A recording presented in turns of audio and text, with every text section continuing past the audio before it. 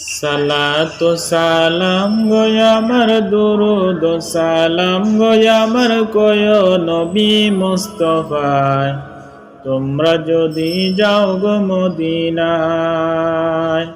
তোমরা যদি যাও গো মদিনায়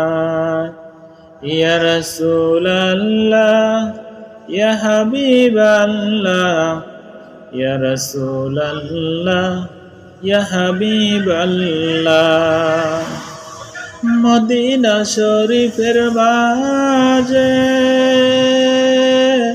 বেহেশতের ওই বাগান আছে ও সেই বাগানে শুয়ে আছেন সেই বাগানে শুয়ে আছেন প্যারা নবী মুস্তাফায়